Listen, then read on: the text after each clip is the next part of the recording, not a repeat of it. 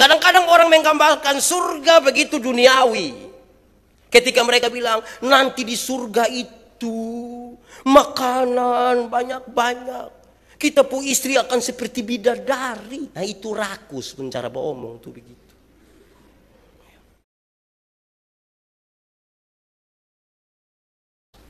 Menyesal sekali kalau tidak ada yang ambil keputusan. Masih ada yang ambil keputusan untuk tidak datang hari ini. Dia melewatkan satu hari yang harusnya begitu berarti. Saya ingin memulai khutbah ini dengan mengatakan kepada kita, kita punya dua pilihan yang serius. Percaya kepada Tuhan atau percaya kepada manusia, kepada iblis. Hanya itu saja pilihan. Salah memberi pilihan celaka. Biasanya orang yang kena tabrak itu adalah orang yang mau langgar jalan tapi dia pikir-pikir maju terus atau mundur. Maju, mundur, lama-lama kena tabrak. Karena itu keputusan menjadi sesuatu yang penting. Keputusan untuk bersahabat dengan Tuhan atau keputusan bersahabat dengan setan. Tidak bisa kadang-kadang bersahabat dengan Tuhan dan kadang-kadang bersahabat dengan setan. Tidak bisa begitu. Satu ayat dalam pertama Petrus pasal 5 ayat 8. Dia bilang begini, sadarilah dan berjaga-jagalah. Lawan musuh iblis berjalan berkeliling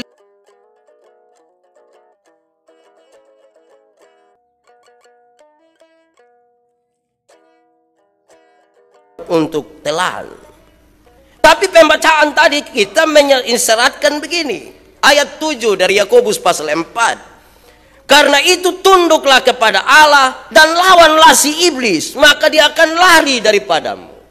Dua ayat ini mengisyaratkan kepada saudara dan saya bahwa iblis itu tidak bisa kompromi dengan dia. Tidak bisa bersahabat dengan dia sebab dia rindu menelan orang. Yang harus dilakukan adalah lawan. Berani ada singa datang dari situ, kita tidak bisa bilang kawan, mari dulu. Tidak bisa. Lawan. Supaya dia lari. Kompromi dengan dia berarti mati. Karena itu keputusan menjadi penting. Saya coba periksa kamus apa arti sahabat. Sahabat itu berarti perilaku kerjasama. Sebuah perilaku untuk bekerja sama. Jadi bersahabat dengan iblis adalah sementara bekerja sama dengan iblis. Yang sedikit-sedikit bilang parsetan itu. Parsetan terdiri dari dua suku kata, par dan setan. Par artinya cocok, sahabat itu.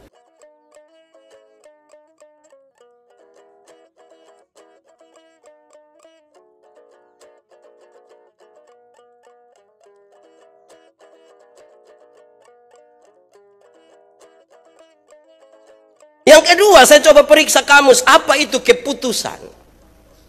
Keputusan adalah sebuah reaksi terhadap beberapa solusi, beberapa hal yang dilakukan secara sadar dengan analisa dan kemungkinan menerima resiko. Dia bilang begitu. Itu kamus yang bilang. Keputusan itu adalah reaksi terhadap beberapa keputusan, beberapa solusi. Ada beberapa pilihan dan kita sekarang bereaksi mau pilih yang mana. Dalam sebuah kesadaran menganalisa dia dan siap menerima resiko yang akan diambil. Persahabatan dengan Tuhan adalah persahabatan yang harus siap juga menerima resiko.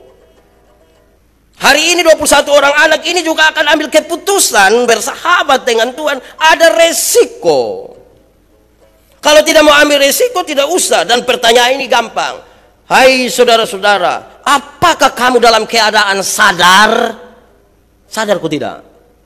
Atau tidak tahu saya sadar kok tidak? Sadar kok? Sadar baik sudah. Ambil keputusan pada saat sadar. Kenapa? Keputusanlah yang membuat orang bertumbuh. Berkali-kali saya bilang kepada kita, siapa rindu bertumbuh harus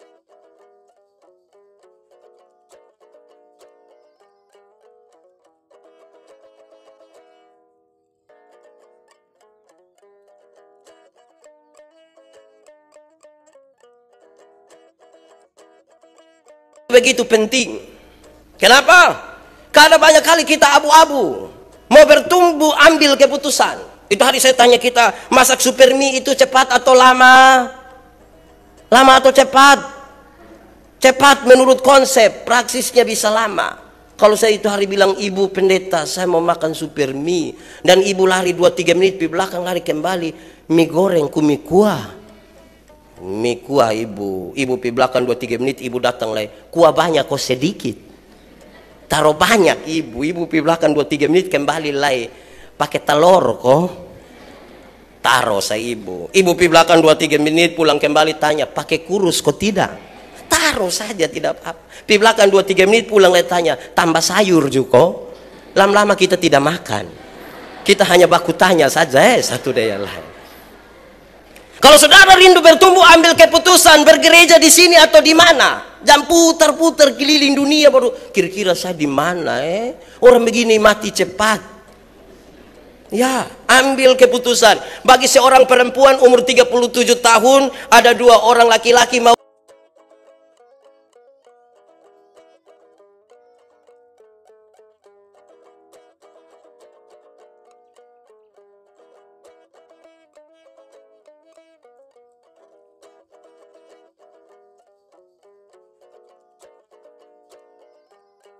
menanamkan di dalam Kristus, diikat satukan dalam keluarga.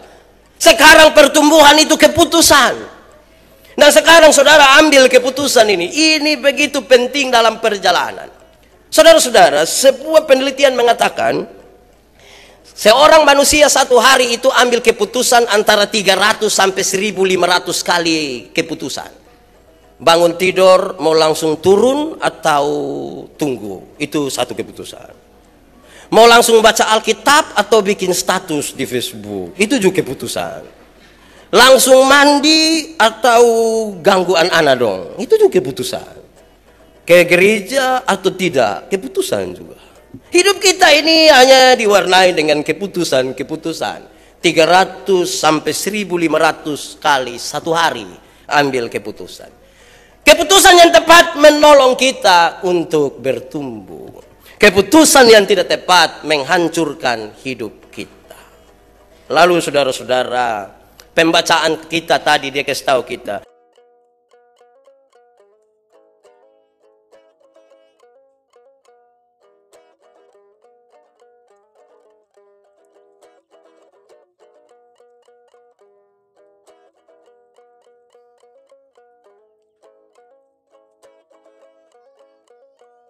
dan pertengkaran di antara kamu bukankah datangnya dari hawa nafsumu yang saling berjuang di dalam dirimu? Ada pilihan-pilihan yang berjuang. Ambil keputusan. Nafsu itu tidak apa-apa. Tuhan Allah menciptakan seorang manusia lengkap dengan nafsu. Justru kalau tidak pernah ada nafsu itu masalah. Ada nafsu. Tapi kalau tambah hawa di muka itu yang masalah. Hawa nafsu itu di mana-mana tuh hanya ada nafsu. Itu yang masalah. Untuk nafsu saya tidak ada soal. Hawa nafsu itu bermasalah. Kenapa? Karena akan mendorong kita untuk mengambil keputusan yang salah. Saudara-saudara, dalam persahabatan dengan Tuhan dan perenungan tentang sebuah keputusan, saya mau ajak kita merenungkan beberapa hal. 9 hal tentang keputusan. Orang ambil keputusan biasanya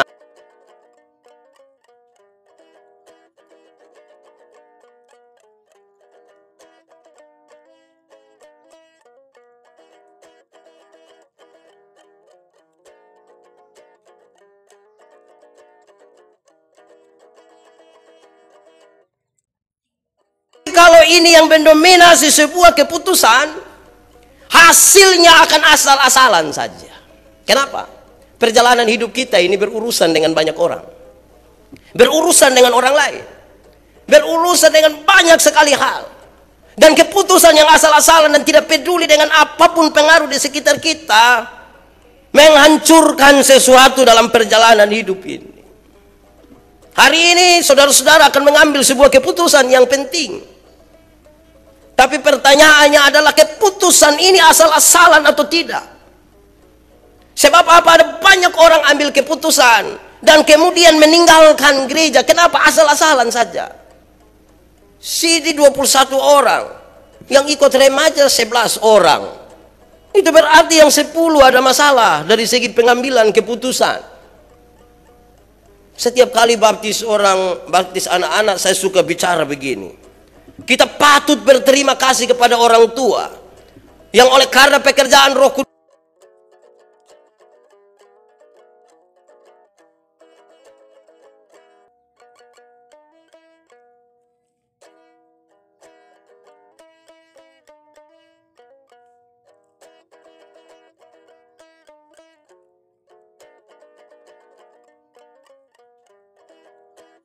Ya, terima kasih orang tua yang karena pekerjaan Roh Kudus telah merelakan anak-anakmu mengambil keputusan untuk percaya kepada Yesus Kristus Tuhan dan Juru Selamat.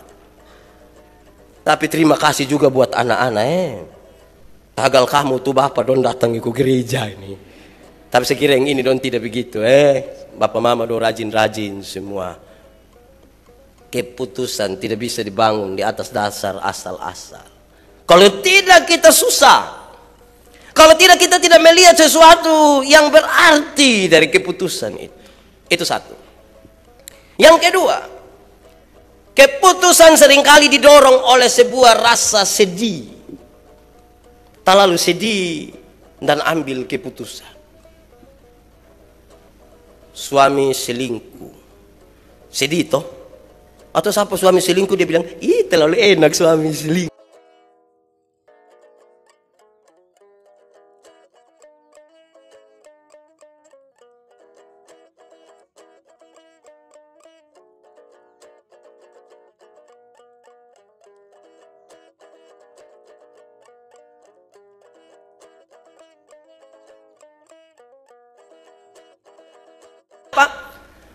Karena kesedihan yang begitu besar yang kita pakai untuk ambil keputusan membuat orang tidak mampu melihat kekuatan-kekuatan yang Tuhan taruh di dalam dirinya.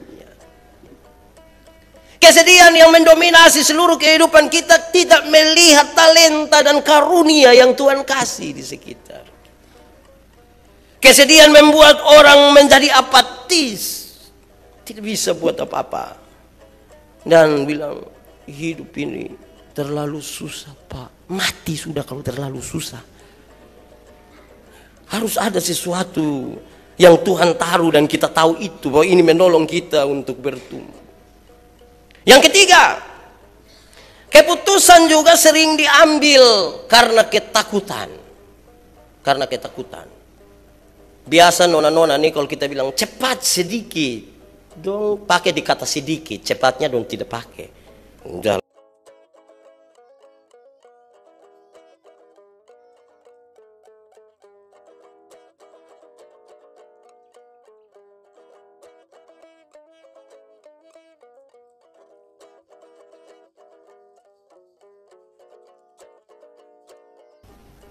Mengambil keputusan karena sesuatu yang dari luar membuat kita tidak mungkin bersahabat dengan Allah.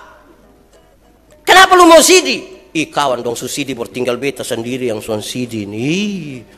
Sutua lai begini. Sidi karena orang lain, bukan karena diri. Keputusan yang salah. Karena ketakutan dapat vonis dari orang lain. Karena ketakutan tertentu orang ambil keputusan.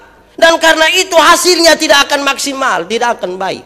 Tolong renungkan nanti adik-adik semua, bahkan kita semua. Kita biasa ambil keputusan itu, yang paling dominan itu apa? Asal-asalan saja? Atau karena kesedihan dan tidak melihat kekuatan yang Tuhan taruh di dalam kita? Atau kita ambil keputusan karena ketakutan? Tiga ini. Dan kalau ini tiga yang kita buat, belum ada efek yang kita dapat. Justru yang ada rugi. Orang akan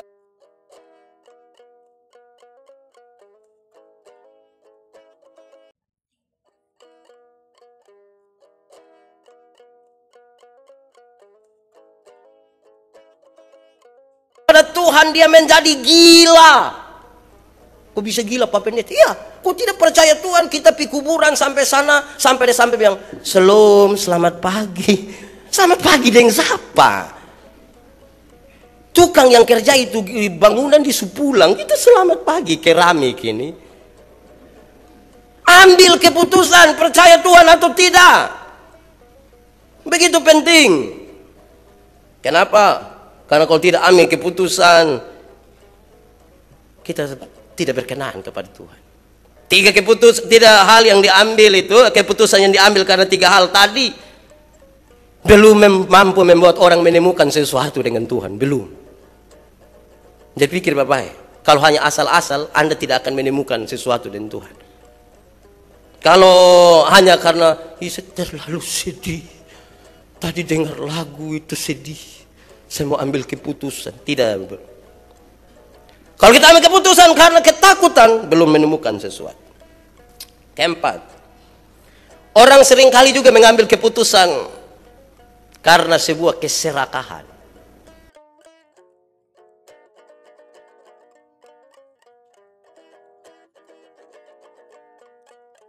Masih hidup, tapi sekarang dia umur 169. Saya sudah model 80. Ini jangan sampai saya mati dahulu. Lebih baik kasih dia mati dahulu, supaya saya dapat warisan. Itu keputusan karena keserakahan. Tidak akan dapat apa-apa dengan Tuhan. Tidak. Kenapa? Karena yang mendorong kita untuk mengambil keputusan adalah keserakahan, kerakusan. Kerakusan tidak membuat kita hidup aman. Tidak bisa. Kerakusan tidak bisa kita membangun hubungan baik dengan Tuhan. Sebab Tuhan menciptakan manusia ini tidak untuk rakus. Hidup untuk makan atau makan untuk hidup? Yang betul yang mana? Hidup untuk makan atau makan untuk hidup? Atau hidup dan makan jalan sama-sama? Pikir saya, tidak apa-apa. Tapi saya kira kita diciptakan tidak untuk makan saja. Ada banyak hal yang harus.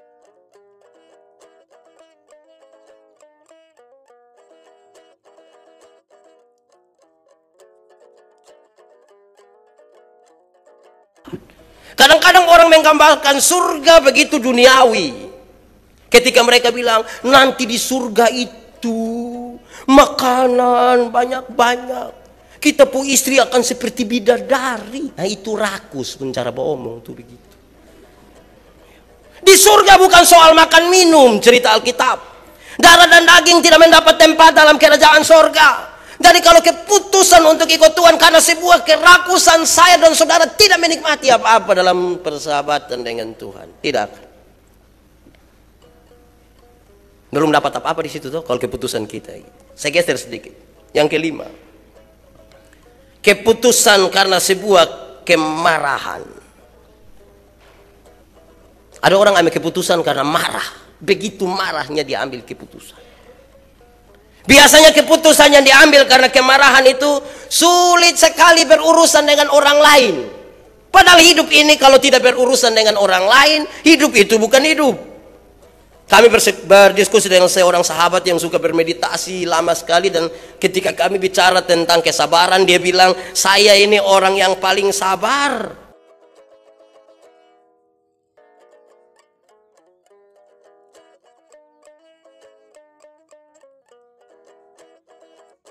Sabar kalau tiap hari hidup dengan orang yang tukang bikin jengkel, yang bikin taceke itu, yang bikin sakit di sini. Itu yang bisa pastikan kita bisa sabar atau tidak. Jadi kalau keputusan karena kemarahan memutuskan hubungan dengan orang lain. Padahal kita tidak bisa hidup tanpa orang lain. Sejak awal Tuhan bilang, kamu itu makhluk sosial. Laki-laki, perempuan, anak-anak, orang dewasa, kiri, kanan, atas, bawah, panas, dingin. Hanya itu. Tidak bisa kita putuskan untuk sendiri. Harus bersama-sama dengan orang lain. Di tiap gereja itu Tuhan Sutaro memang ada yang pendiam saja, kita omong dia hanya omong sedikit kok, saya ikut. Ada yang kita belum omong dia su omong dahulu. Terus kita tanya, "Kulu pun cepat om?" "Iya, saya lahir mulu dahulu aja begitu." Tidak.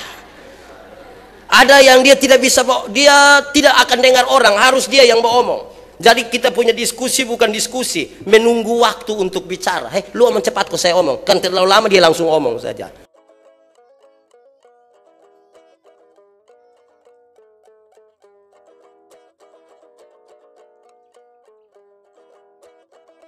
pohon Natal salah. Lihat saya pun toga dengan ini salah. Dia lihatin tema salah. Dia lihat tadi dong menyanyi salah. Memang Tuhan Sutaro memang begitu. Sutaro memang juga di tiap gereja orang yang tukang tersinggung itu. Tuhan Sutaro. Di satu gereja Tuhan Sutaro memang orang yang dia menatap orang begini. Ada yang menatap begini. Tuhan Sutaro. Jadi kalau kita ambil keputusan ada di sini dibangun di atas sebuah kemarahan persekutuan kita dengan manusia dan dengan Tuhan buruk. Sampai pada tujuh hal ini belum dapat apa-apa dengan Tuhan kan? 7 kok berapa? Pokoknya sampai situ belum dapat apa-apa dengan Tuhan. Adik-adik tolong renungkan terus ya. Pusing dengan kampur rambut saja. Renungkan ini. Saya bilang saya tidak kenal orang. Non begitu cantik. Luar biasa. Saya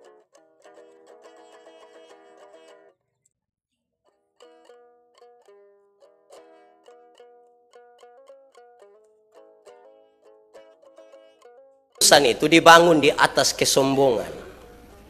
Sombong. Dia diam-diam makan orang sudah lalu dia. Lu jangkir kira.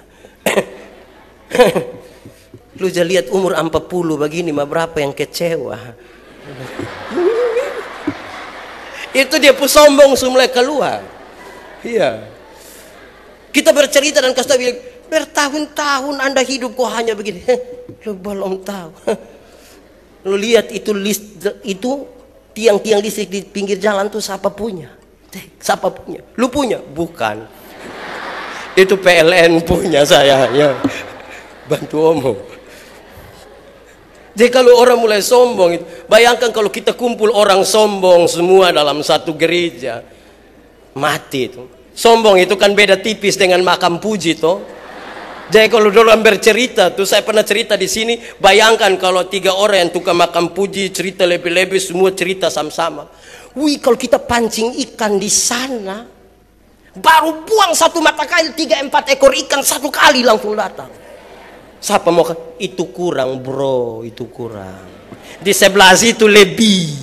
Kok bisa lebih? Iya, kita baru buang 1 mata kail 3-4 ekor yang tadi pilu punya itu.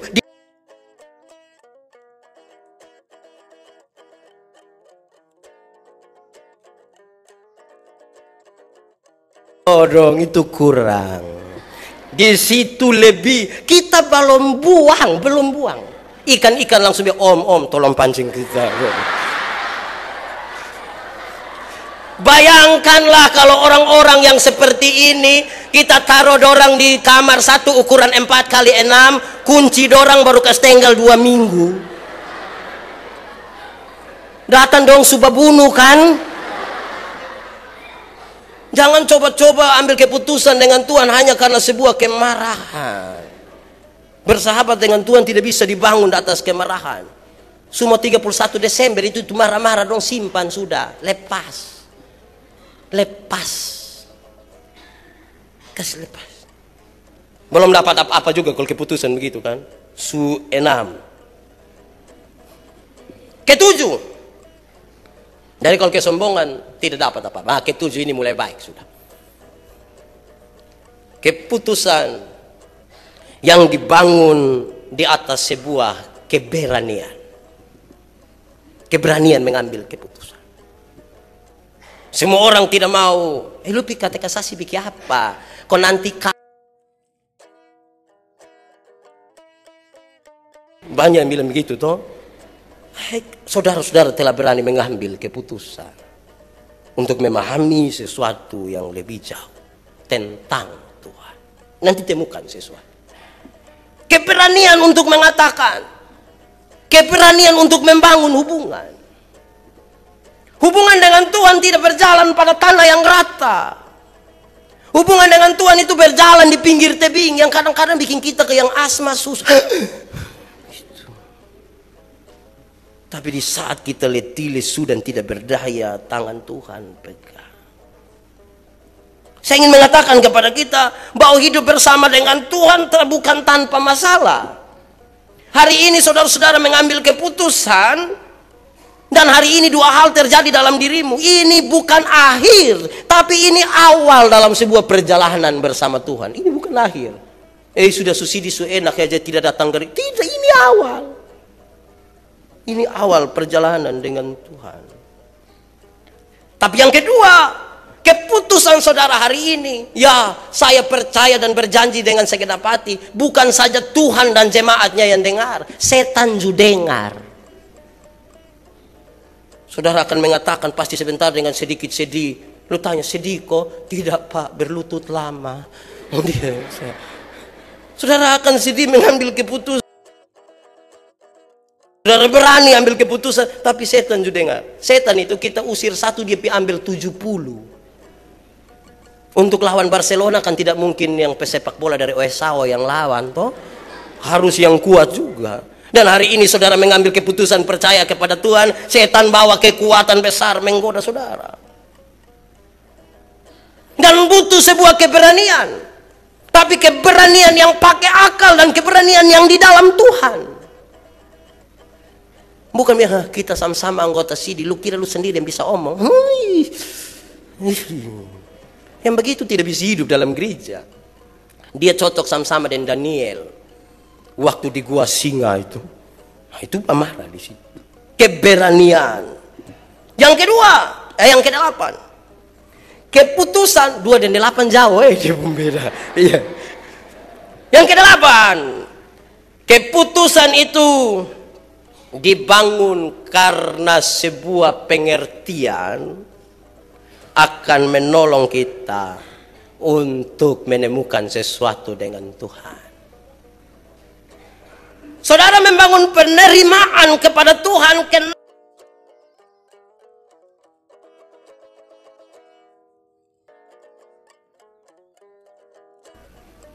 supaya orang mengerti sesuatu dan kemudian dia ambil keputusan. Dia menerima karena dia mengerti. Bukan tidak mengerti itu terima-terima sah. Agak parah nanti. Pengertian. Amsal pasal 1 ayat 7 mengatakan, takut akan Tuhan adalah permulaan pengetahuan. Mengerti dan menerima Tuhan dimulai dari takut Tuhan. Dan saudara menerima Tuhan sekarang, logikanya dalam pengertian ini mengatakan, saudara pastilah orang-orang yang sudah takut Tuhan. Itu begitu penting. Kalau takut Tuhan, ingat baik-baik. Ini sudah ada yang pacaran kok. Sudah. Don diam-diam ini seperti Maria, simpan di hati. Don mau bilang sudah, bab tua don di belakang. Mau bilang tidak, dia sudah datang ikut nari toh. Ya. Susah juga kita ini, putusan juga ini.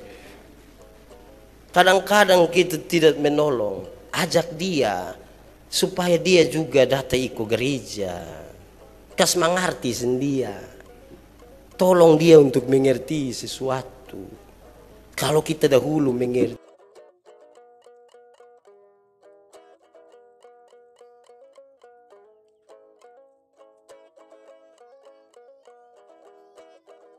Karena mengerti. Jadi kalau saudara 21 ada yang merasa belum mengerti, Pak minta maafin hari saya belum jawab minggu depan.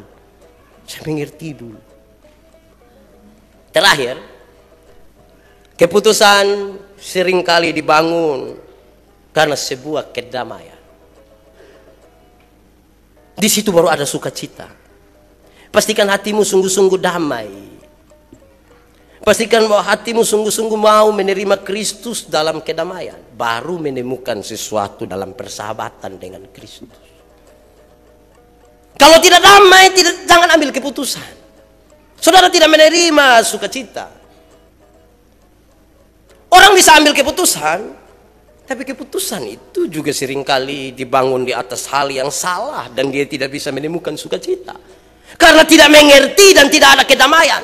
Saya suka orang-orang penginjilan, mereka bikin ilustrasi mau kasih tahu orang berhenti minum sopi, don taruh cacing di gelas.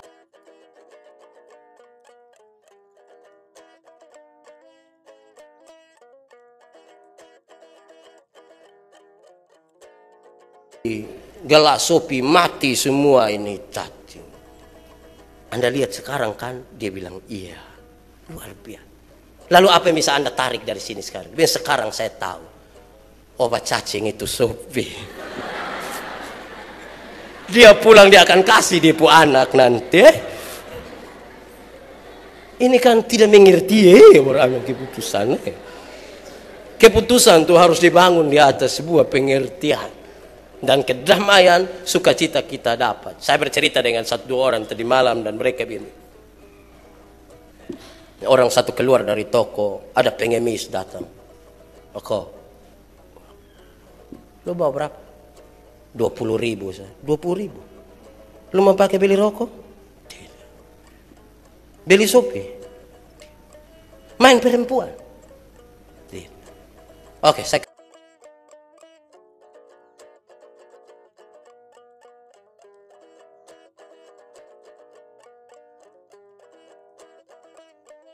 yang tidak minum sopi ini dia model begini. Kesian kalau kita bangun keputusan di atas itu. Orang akan membenarkan sejumlah kesalahan di situ. Karena bukan penerimaan. Bukan karena kedamaian. Ada yang salah di situ. Terima kasih hari ini saudara-saudara ambil keputusan. Keputusan untuk menjadi murid Kristus. Saudara diikat di dalam Tuhan dalam baptisan kudus. Dan sekarang saudara-saudara akan lebih jauh memahami dan mengatakan kepada dunia ini tentang Kristus. Dibutuhkan sebuah pengenalan yang benar tentang Tuhan. Dibutuhkan sebuah kerendahan hati. Dibutuhkan sebuah kedamaian dalam hati yang membawa kita ke dalam sukacita itu. Tuhan memberkati kita dengan firman-Nya. Amin.